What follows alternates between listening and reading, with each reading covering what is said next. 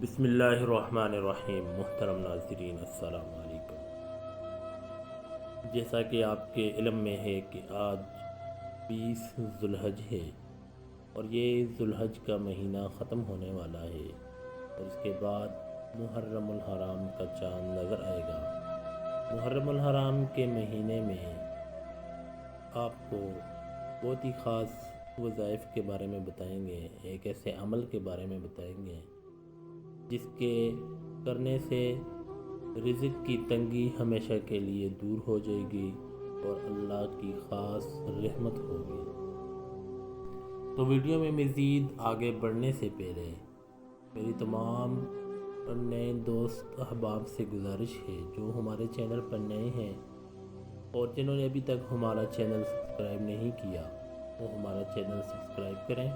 اس سے یہ ہوگا کہ جیسے ہی ہم کوئی بھی معلوماتی ویڈیوز یا وظائف سے ریلیٹڈ ویڈیو اپلوڈ کریں گے اس کا نوٹیفیکیشن جلد از جلد آپ تک پہنچ جائے گا اور آپ اس سے انشاءاللہ مستفید ہو جائیں گے۔ چلو آپ کو بتاتے ہیں کہ وہ ایسا کون سا عمل ہے اور وہ آپ نے کس طرح کرنا ہے۔ وظیفہ پڑھنے کا طریقہ غور سے اور توجہ سے نوٹ فرما لیں۔ جس طرح وظیفہ آپ کو بتایا جائے گا آپ نے سیم اسی طرح وظیفہ پڑھنا ہے۔ جب آپ کو محرم الحرام کا چاند نظر آ جائے یا پھر چاند نظر آنے کی بشارت مل جائے تو آپ نے 2 رکعت نماز نوافل صلاۃ حاجت کے اس طرح ادا کرنے ہیں کہ ہر رکعت میں سورۃ الفاتحہ کے بعد کوئی بھی چھوٹی سی سورت مبارک پڑھ لیں۔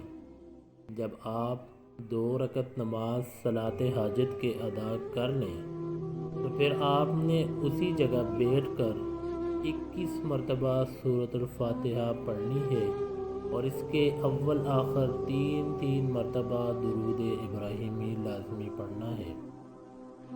سورۃ الفاتحہ کے شروع میں ہی بسم اللہ پڑھنی ہے، پھر آپ بنا بسم اللہ کے وظیفہ مکمل کریں۔ جب وظیفہ مکمل ہو جائے تو اللہ سے خصوصی دعا مانگیں جس مقصد کے لیے بھی وظیفہ کیا ہوگا۔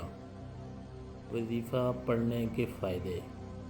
اس عمل کو پڑھنے سے آپ کو بہت زیادہ فائدے ہوں گے۔ سب سے بڑا فائدہ رزق کی تنگی دور ہوگی، ہر جائز حاجت پوری ہوگی، آپ کی تمام پریشانیاں اللہ پاک ختم کر دے گا۔ اس عمل کو خود بھی کریں اور صدقے کی نیت سے دوسروں کے ساتھ بھی شیئر کریں۔ جزاک اللہ۔